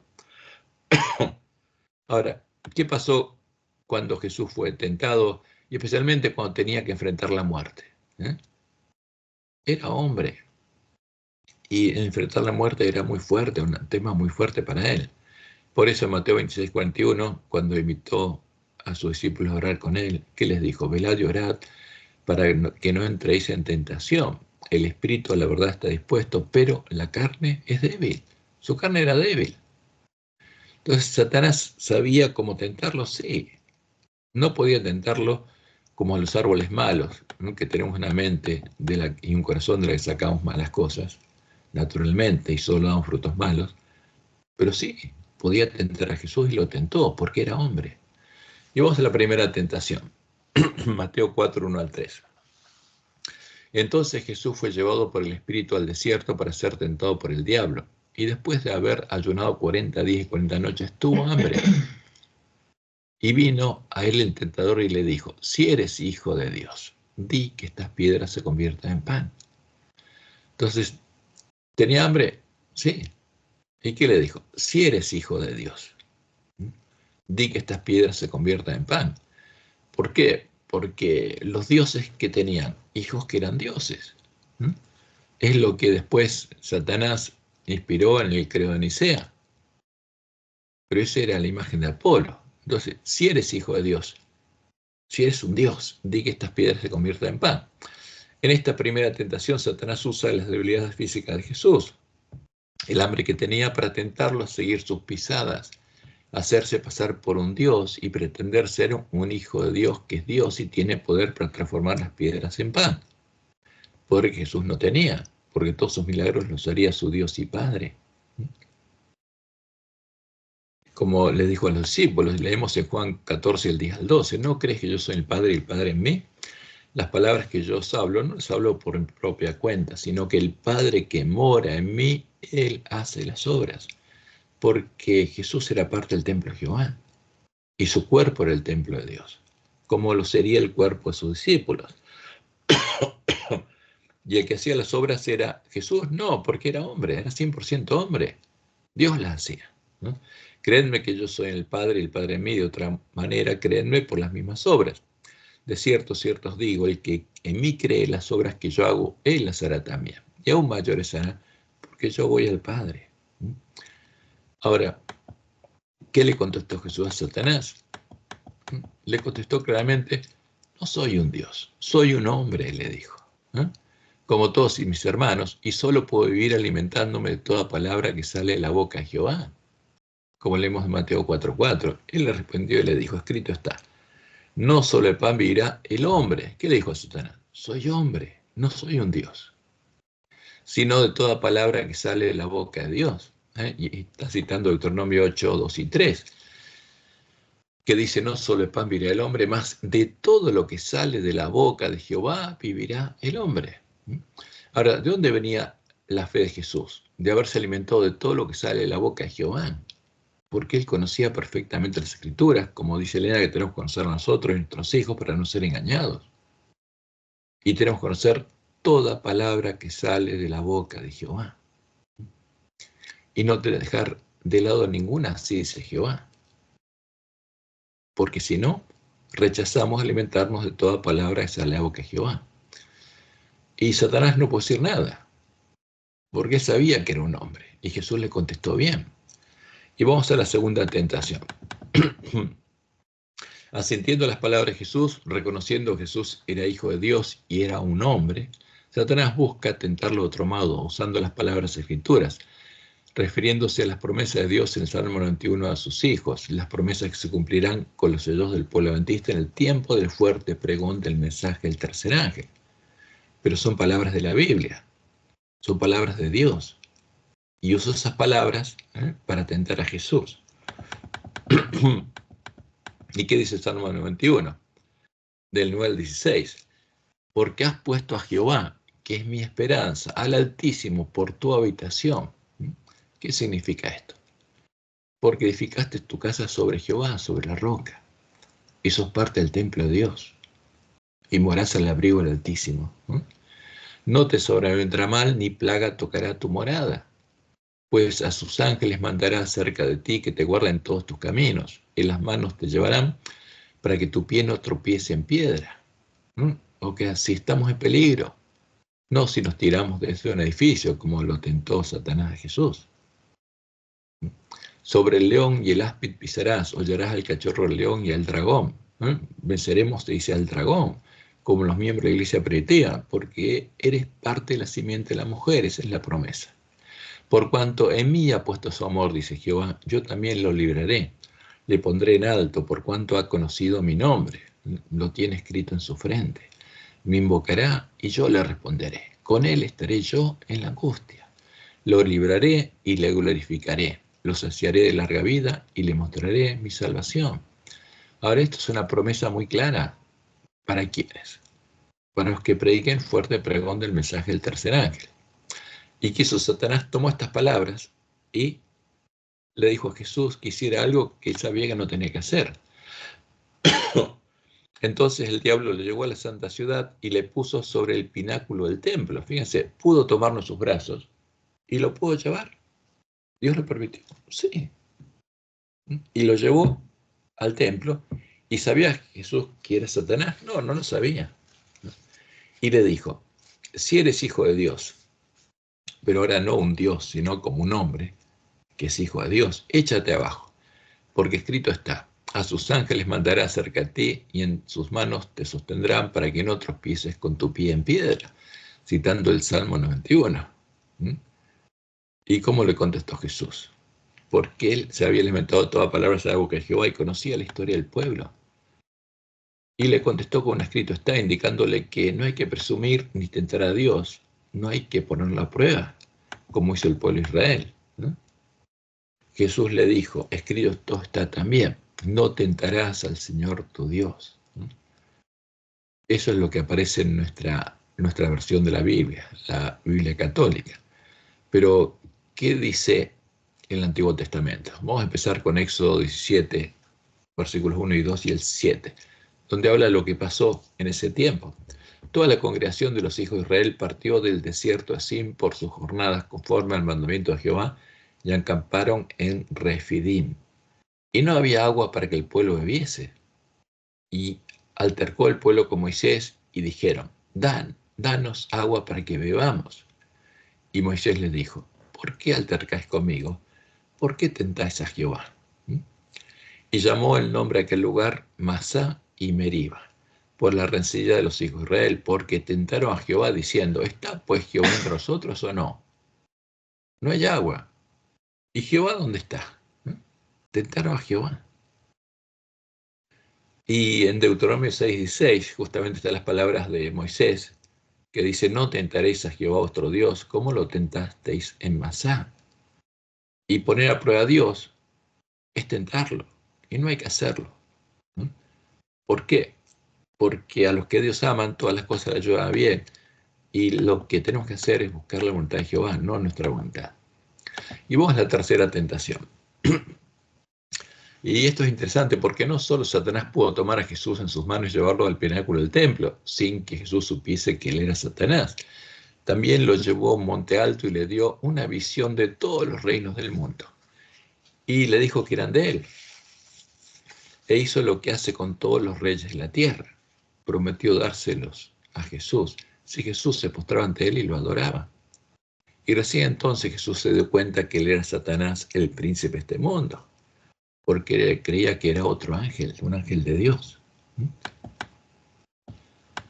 Otra vez le llevó el diablo a un monte muy alto y le mostró todos los reinos del mundo y la gloria de ellos, y le dijo: todo esto te daré si postrado me adorares. Y en Lucas 4, 5 al 7 leemos: y le llevó el diablo a un monte alto y le mostró en un momento todos los reinos de la tierra. Y le dijo: a ti te daré toda esta potestad y la gloria de ellos, porque a mí me ha sido entregada y a quien quiero la doy. Ahora, ¿a quién la da Satanás? Porque los reinos de este mundo son de él. ¿A quién se los da? A los reyes de la tierra, a las cabezas y los cuernos del dragón, a los presidentes de nuestras naciones, a los reyes. Porque el que se los da es Satanás, no Dios. Si tú postrado me adorares, todos serán tuyos. Todos estos reinos van a ser tuyos. Y como dice Apocalipsis 7:12, y los 10 cuernos que has visto son 10 reyes que aún no han recibido reino, pero por una hora recibirán autoridad como reyes juntamente con la bestia. ¿Quién le dio su poder y la autoridad a la bestia? El dragón. Estos tienen un mismo propósito y entregarán su poder y su autoridad a la bestia. Si no, Satanás nos les daría justamente el dominio que les da. Porque todos son hijos del príncipe de este mundo. Eso es lo que claramente dice la Biblia. Y es lo que Satanás le dijo a Jesús: y a quien quiero la doy. La potestad sobre estos reinos, yo la doy a quien quiero. ¿Qué hizo entonces Jesús? Se dio cuenta que era Satanás y echó a Satanás, como escrito está, indicándole que él solo adoraba a Jehová, a su Dios y Padre, del mismo modo en el que tenemos que hacerlo nosotros. Entonces Jesús le dijo: vete, Satanás, porque escrito está: al Señor tu Dios adorarás y a él solo servirás. Y el diablo entonces le dejó, y aquí vinieron ángeles y le servían. Pero ¿qué dice Deuteronomio? Oye, Israel, Jehová nuestro Dios, no el Señor, Jehová nuestro Dios, Jehová uno es una sola persona. Y amarás a Jehová tu Dios con todo tu corazón, con toda tu alma y con todas tus fuerzas. A Jehová tu Dios temerás y a él solo servirás y por su nombre jurarás. Porque ese es el mandamiento. Y Jesús le dijo a Satanás: vete, Satanás, reina, príncipe de este mundo. Jesús no vino a tener un poder político acá en la tierra, vino a rescatar a los que estaban bajo el poder de Satanás. Ahora, ¿qué logra Satanás si lo adoramos conscientemente? Logra que le demos permiso para hacernos habitación de demonios y parte de su sinagoga. Eso es lo que logra. Perdón. Eso es lo que buscaba hacer con Jesús, con Jesucristo hombre, y de ese modo desbaratar el plan de redención, que de ser parte del templo de Dios pase a ser parte de su sinagoga. Eso es lo que buscaba. Y es lo que busca con nosotros. Entonces, y lo último a saber es, vamos a hablar sobre la naturaleza del conflicto. ¿Por qué? Porque el dragón ya fue vencido por Jehová. Al buscar matar a su Dios y Padre hecho hombre, por Jesús es el Dios Padre, Dios fuerte, el Padre eterno, el creador de Lucifer. A Jehová con nosotros buscó matar a Jesucristo hombre, y luego a sus hermanos, a los hijos de Dios. Satanás demostró claramente ante todos los seres creados a dónde lleva el camino de la maldad, el camino que él creó y siguió, y cuál es su carácter, cuál es el mal tesoro que desarrolló en su corazón, y cuáles son las profundidades de Satanás, sus profundidades, porque quedó expuesto ante el universo. Y como dice Apocalipsis 12, un relato del gran conflicto, apareció en el cielo una gran señal, una mujer vestida de sol con la luna debajo de sus pies y sobre su cabeza una corona de 2 estrellas. Y esta mujer, fíjense, vestida del sol, ¿quién es? Eso es la mujer anunciada en Génesis 3:15, la que daría luz a los hijos de Dios. Vestida de sol como la estrella de la mañana. Y estando encinta, iba a dar luz al primer hijo, clamaba con dolores de parto en la angustia del alumbramiento, porque estaba por dar a luz a su primogénito, el primer vencedor, que sería parte de la simiente de la mujer. Pero ¿cuándo lo dio a luz? ¿Cuando fue engendrado Jesús? ¿Cuando nació Jesús? No, cuando Jesús venció, porque esta mujer da luz a vencedores. Entonces cuando Jesús venció, ahí recién lo dio a luz. Y mientras tanto, clamaba con dolores de parto en la angustia del alumbramiento, pues Satanás quería impedir que diera luz. Y también apareció otra señal en el cielo. He aquí un gran dragón escarlata, que tenía 7 cabezas y 10 cuernos. Sabemos que las 7 cabezas y los 10 cuernos del dragón son reinos. Las 7 cabezas se refiere a 7 bestias, que dominarían el tiempo de la ira. La primera fue Egipto y después las otras vinieron después. Y viene una séptima que va a dominar el tiempo de angustia, que va a ser Estados Unidos, y 10 cuernos. Y en sus cabezas 7 diademas, porque los que van a reinar fueron las cabezas, pero los cuernos no, porque le van a dar su corona a la bestia religiosa. Y su cola arrastraba la tercera parte de las estrellas del cielo y las arrojó sobre la tierra, porque arrastró la tercera parte de los ángeles. Y el dragón se paró frente a la mujer que estaba para dar a luz a fin de devorar a su hijo tan pronto como naciese, porque estaba peleando para impedir que Jesús venciera. Y ella dio a luz un hijo varón. ¿Cuándo lo dio a luz? Cuando Jesús venció y murió cargando nuestros pecados. Ahí fue dado a luz. Y ella dio a luz un hijo varón que regirá con vara de hierro a todas las naciones, y su hijo fue arrebatado para Dios y para su trono, porque se sentó a la diestra de Dios. Y la mujer, después de dar a luz a Jesús, que hizo huyó al desierto, donde tiene lugar preparado por Dios para que allí la sustenten por 1260 días. Por 1260 años siguió dando a luz a los hijos de Dios, hasta que el lugar santuario de Dios y la verdad fueron echados por tierra. ¿Y qué pasó? Cuando Jesús venció, se abrieron las puertas de la cárcel, como ya lo vimos, y se abrió la puerta de la casa de Dios, la puerta estrecha, para que los hijos de Dios pudieran salir de la cárcel, entrar por la puerta estrecha al reino de Dios, nacer de Dios, y empezar a recorrer el camino angosto siguiendo las pisadas de Jesús. Y este es el lugar santuario de Dios que fue echado por tierra, que era un templo formado por piedras vivas. Y por 1260 años, hasta el final del siglo XIII, la mujer vestida de sol dio a luz a los hijos de Dios y hermanos de Jesús, a su simiente, a los que vencieron al dragón, hasta que el lugar santuario de Dios y la verdad fueron echados por tierra. Y leemos Apocalipsis 12, el 10 al 12.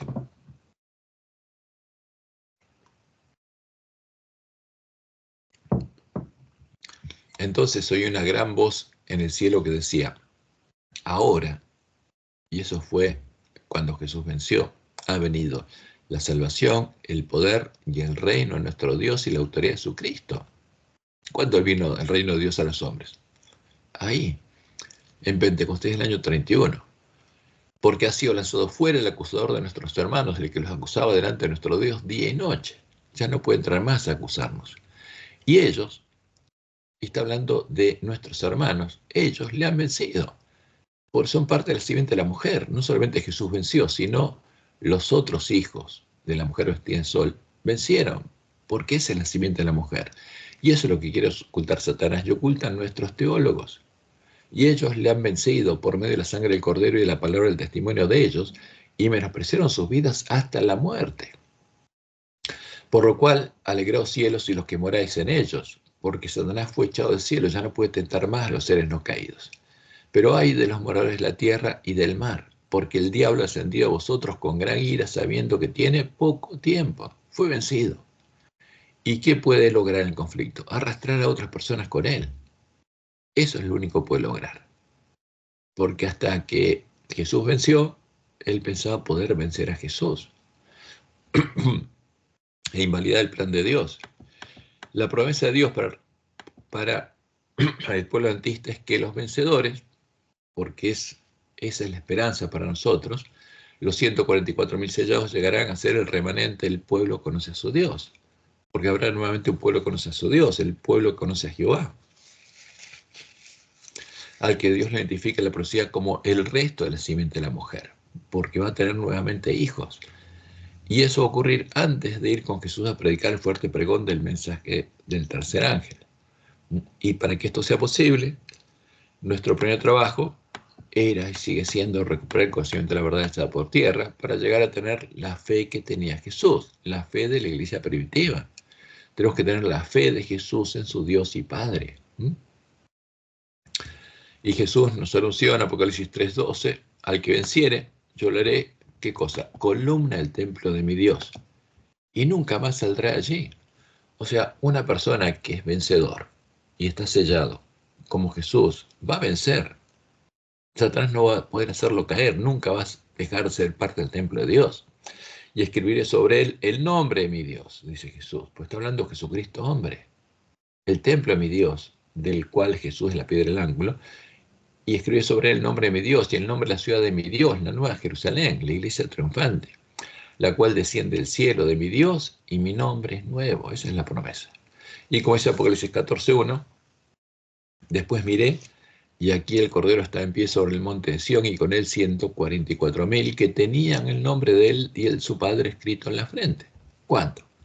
Antes que sean soltados los vientos, como dice Apocalipsis 7. Porque los vientos no pueden ser soltados hasta que sea sellado el pueblo de Dios, el pueblo de la iglesia remanente, las vírgenes, que salieron a recibir al esposo, el pueblo adventista. Y en Apocalipsis 14 y 13, justamente está la creación de Dios, porque esto se había perdido, pero aquí está de nuevo, aquí está la paciencia de los santos, los que guardan los mandamientos de Dios. ¿Por qué? Porque los tienen escritos en la mente del corazón como Jesús, y tienen la fe de Jesús. Y oí una voz que del cielo me decía, escribe, bienaventurados de aquí en adelante los muertos que mueren en el Señor. Sí, dice el Espíritu, descansarán de sus trabajos porque sus obras con ellos siguen. Porque en el tiempo de angustia se va a completar el número de los mártires de Jesús. Pero los que mueran, como los mártires de la iglesia primitiva, son vencedores.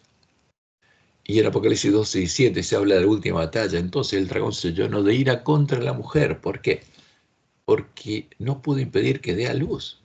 Y se fue a hacer guerra contra el resto de la ascendencia de ella. Los que guardan los mandamientos de Dios, porque los tiene escritos en la mente del corazón, y tienen el testimonio de Jesús.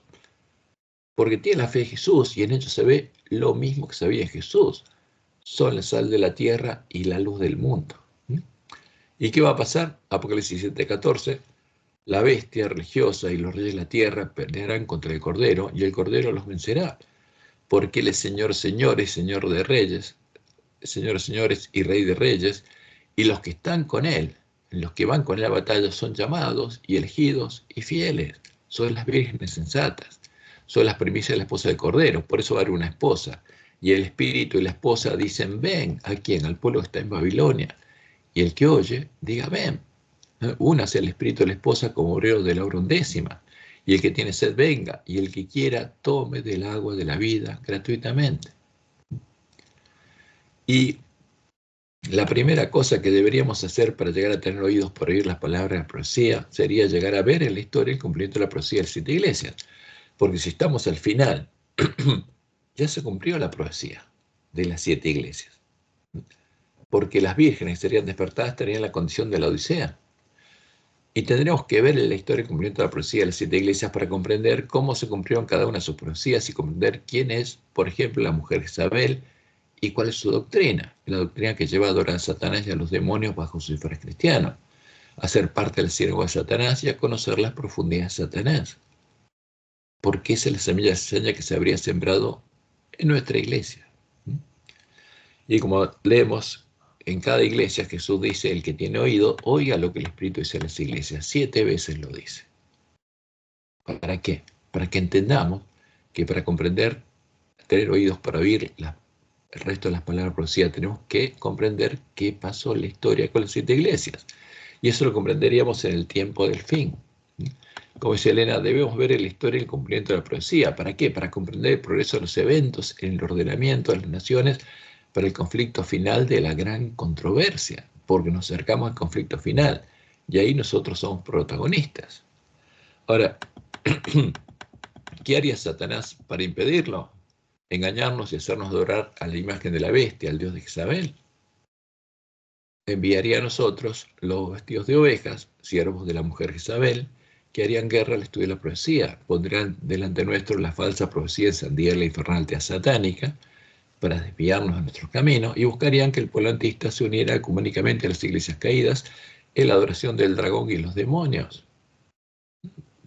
Y eso es evidente que está pasando en nuestra iglesia. Como Elena le escribió a los ministros, Testimonios de los Ministros, páginas 50 y 51 de ese tiempo, en el mundo existe solamente una iglesia que está actualmente en la brecha, reparando el muro, reedificando las ruinas. ¿Cuántas iglesias quedaban leales a Dios? Una sola. ¿No? Y la iglesia leal a Jehová debe sostener un conflicto no común, dice ella. Porque Dios llamó a la iglesia adventista y tenía que ser leal a Jehová. Y le mostró a Elena White que la iglesia primitiva llevaba una bandera de un blanco puro que decía pura y santidad a Jehová, que es la bandera que le dio el pueblo adventista. Pero ¿qué pasó con esa bandera? Fue tirada a la basura y se elevó otra, la de la iglesia de Roma.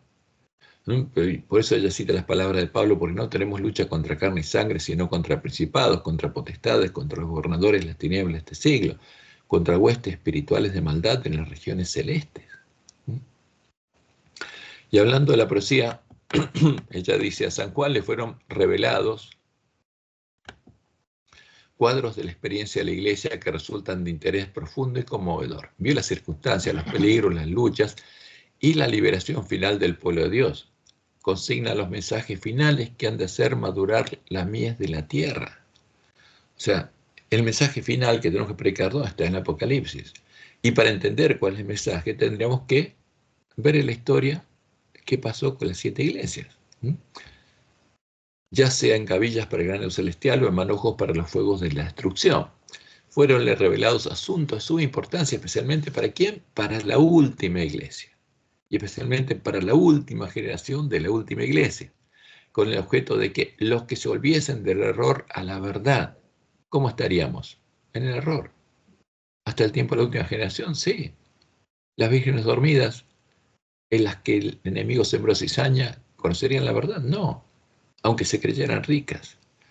Los que se volviesen del error a la verdad pudiesen ser instruidos con respecto a los peligros y luchas que les esperaban. Nadie necesita estar a oscuras de lo que concierne a lo que ha de acontecer en la tierra. Y se pregunta, ¿por qué existe, pues, esta ignorancia general acerca de tan importante porción de las Escrituras? ¿Por qué es tan universal la falta de voluntad para investigar sus enseñanzas? Y contestar resultado de un esfuerzo del príncipe de las tinieblas para ocultar a los hombres lo que revela sus engaños. Por esto, Cristo, el revelador, previendo la guerra que sería el estudio del Apocalipsis. ¿Saldrás a ti a guerra? Sí. Porque si el polantista no oye las palabras proféticas, no las puede guardar y no puede preparar el camino a la segunda venida de Jesús. Entonces Cristo, el revelador, previendo la guerra que se haría al estudio del Apocalipsis, pronunció una bendición sobre cuantos leyesen, oyesen y guardasen las palabras de la profecía. ¿Quién es la mujer Isabel? Y cuando vemos la historia es fácil entenderlo. Son las tropas especiales que levantó Constantino, siendo inspirado por Satanás, uniendo a la mujer Jezabel, la región pagana del Imperio Romano, a los apóstatas que hicieron la obra de Balaam y lo ayudaron a disfrazar a la mujer Jezabel de Iglesia Universal o Católica del Imperio Romano. Y definieron la doctrina de Jezabel, la doctrina que define a el nuevo Dios universal de la bestia romana, la Trinidad. La abominación asoladora de la que habló el profeta Daniel, porque en defensa de la Trinidad, como ya lo vimos en el Edicto de Tesalónica, fue asesinado el pueblo que conocía a su Dios. Porque los apóstatas adoraban al Dios oficial de la bestia romana. La imagen en la que adoraba la bestia romana es la Trinidad. Y en la historia podemos ver claramente qué es lo que pasó. El periodo de Éfeso duró desde el año 31 a el año 100. El tiempo en que vivieron los apóstoles, vivió Juan. Y Dios había anunciado que sostendría a la iglesia primitiva por 1260 años, y la sostuvo hasta el fin de Teatira, cuando fue exterminada la iglesia del desierto, y la verdad del lugar santuario de Cristo fueron echados por tierra a fin del siglo XIII. Pero después de Éfeso vino Esmirna, donde Roma asesinaba al pueblo de Dios, y hubieron 10 años finales de persecución, del 3.3 al 3.13, cuando Diocleciano decretó el exterminio de los cristianos, y hubo muchos apóstatas dentro de la iglesia cristiana, especialmente los que eran parte de los ricos de Roma. Muchos eran parientes de los emperadores, que se habían hecho cristianos, pero apostataron. A eso sedujo Constantino. Y ellos hicieron la obra de Balaam. Y el periodo de Pérgamo fue corto, desde el 313 hasta el 325. Y en ese periodo, en el 321, como Dios les mostró en Ajuae, los apóstatas aconsejó a Constantino establecer el domingo como día de descanso dominical obligatorio. Silvestre I, el que sería el primer papa, trasladó el sábado al domingo. Y no eran verdaderos cristianos, ya estaban violando la ley de Dios. Y estos apóstatas, que eran habitación de demonios, en el 325 definieron la doctrina de Jezabel, la doctrina de la Trinidad, disfrazando a los dioses paganos de cristianos. El Dios Padre, la imagen de Zeus; el Dios Hijo, la imagen de ¿quién? De Apolo, el ángel del abismo. Y eso los llevó a conocer las profundidades de Satanás. Y en el año 380, después de haber conocido las profundidades de Satanás, buscaron asesinar a sus hermanos y lograron que el Imperio Romano, por medio del edicto de Salónica, empiece a castigar a los cristianos que no adoraban a la Trinidad, al nuevo Dios oficial de la bestia romana, a la abominación asoladora. Y ese testimonio es muy claro. No eran hijos de Dios, eran hijos del diablo. ¿Y cuál es la semilla que se debe sembrar en sus corazones? La Trinidad, ya que Jesús adoraba al Dios Hijo de la Trinidad, como ahora está adorando el pueblo antista, porque en los corazones del pueblo antista se sembró la semilla de la cizaña. Y esta persecución duró hasta fines del siglo XIII, cuando fue exterminada la verdadera iglesia de Cristo y se perdió el conocimiento de la verdad. Y el lugar santuario de Cristo fueron echados por tierra. Y ese conocimiento no sería recuperado sino hasta el tiempo de la última generación.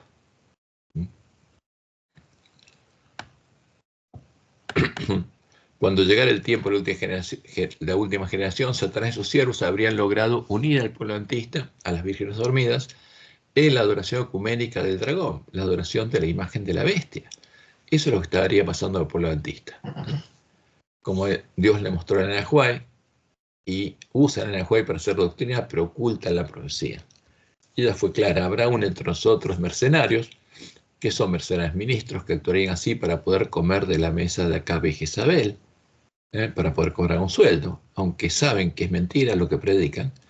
Y lobos con piel de oveja, que tratarán de persuadir al rebaño de Dios a que ofrezca sacrificios a otros dioses antes que a Dios. Y eso es terrible. Que haya ministros adventistas que trabajen como mercenarios es terrible.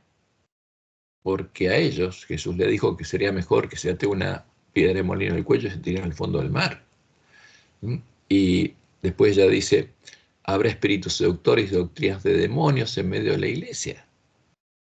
Y estas influencias malignas aumentarán, pero aferraos al comienzo de vuestra confianza y permaneced firmes hasta el fin. Y todo esto lo quiere ocultar. Y después a los ministros, testimonios por los ministros, habla de la decisión fatal. ¿Por qué? Porque ministros no santificados se están alistando y sellan en contra de Dios. Están alabando a Cristo y al Dios de este mundo al mismo tiempo, a Satanás. Mientras profesan recibir a Jesús, abrazan a Barrabás. Y por sus acciones dicen: no a este, sino a Barrabás. Y agrega: presten atención todos los que leen estas líneas. Satanás se ha jactado de lo que él puede hacer. Quiere destruir la unidad que debe existir en la iglesia por la cual logró Cristo. Dice: saldré y seré un espíritu mentiroso para engañar a los que pueda, para criticar, para condenar, para calumniar. Y agrega: alberga al engañador y al testigo falso. ¿A quién? Al falso Jesús, al Dios Hijo de la Trinidad. Porque esa es la imagen de Satanás. Es disfraz de Satanás. Alberga al engañador y al testigo falso. Una iglesia que ha tenido gran luz, gran evidencia, y esa iglesia desechará el mensaje que el Señor ha enviado y recibirá los más irrazonables acertos, falsas suposiciones y falsas teorías. Satanás se ríe de la insensatez de ellos porque él sabe cuál es la verdad. Igual va a ser resultado. Muchos ocuparán nuestros púlpitos sosteniendo en las manos la antorcha de la falsa profecía encendida por la infernal tea satánica. ¿Qué se predicaría en nuestros púlpitos y en nuestras iglesias? La verdad, no, la mentira. Y la falsa profecía, creada por Satanás. Si se albergan dudas e incredulidad, dice: los ministros fieles serán retirados de entre aquellos que creen saber tanto. Nunca les van a permitir el púlpito aquí a los ministros fieles, Porque si un ministro empieza a dudar de la mentira que se predica, lo sacan. Y para mantenerse, tiene que convertirse en ¿qué? Como dice ella, en un mercenario. Y es triste. Pero es así. Pues un tiempo de prueba difícil, empieza la prueba por nuestros ministros. Y agrega ya las palabras de Jesús sobre Jerusalén. Oh, si también tú conocieses, dijo Cristo, a lo menos en este tu día, lo que es para tu paz más, ahora está encubierto de tus ojos. ¿Mm? ¿Y qué habría pasado? Como dice la profecía de Apocalipsis 13, 3 y 4. Esto ocurre antes del comienzo del tiempo de angustia. Vi una de sus cabezas como herida de muerte, que es una de las cabezas de la Gran Babilonia, y se refiere a la mujer Jezabel, a la Iglesia Católica, pero su herida mortal fue sanada. ¿Cuándo fue herida de muerte? Cuando Lutero, con la Biblia, demostró que no es la Iglesia de Cristo. Y los católicos empezaron a salir de Roma. ¿Por qué? Porque no era la verdadera Iglesia de Cristo, es la Babilonia del Apocalipsis, decía Lutero. Pero su herida mortal fue sanada. ¿Cuándo? Cuando las mismas iglesias ahora la reconocen como la Iglesia de Cristo, como vimos que sucedió. Y se maravilló toda la tierra, y no solo el mar, en pos de la bestia. Toda la tierra es toda, porque la tierra es donde está el pueblo de Dios, y ahí incluye a todo el pueblo adventista. Y adoraron al dragón, que había dado autoridad a la bestia, y adoraron a la bestia, diciendo, ¿quién como la bestia y quién podrá luchar contra ella? ¿El pueblo adventista estaría adorando al dragón? Sí. ¿Adorando a quién? A la abominación asoladora, a la Trinidad.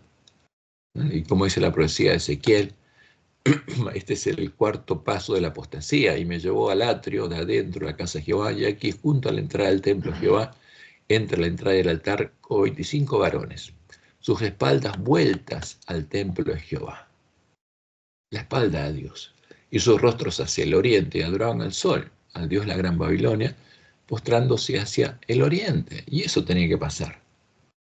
Y eso es la razón del estado del ángel de la Odisea. Ahora, ¿quiénes recuperarían el conocimiento de la verdad echada por tierra para poner en su lugar la mentira sobre Dios y el Evangelio? ¿Y adorarían al Dios verdadero y no adorarían al dragón? Solo las vírgenes sensatas que arreglarán sus lámparas. Como dice Elena Juan, el conflicto de los siglos, solo los que hayan estudiado diligentemente las Escrituras, los que se hayan alimentado de toda palabra que sale de la boca de Jehová, ya hayan recibido el amor de la verdad en sus corazones, serán protegidos de los poderosos engaños que cautivarán al mundo. Merced al testimonio bíblico, descubrirán al engañador bajo su disfraz. ¿Con qué? Con la Biblia. Porque, y no es difícil, hay que alimentarse de toda palabra, sale de la boca de Jehová, hay que entender lo que Dios dice a sí mismo en su palabra, y es fácil. La luz ilumina fácilmente y muestra cuál es la mentira. Entonces, en el pueblo adventista habría siervos fieles y prudentes que despertarían y les darían el verdadero alimento a tiempo a sus hermanos.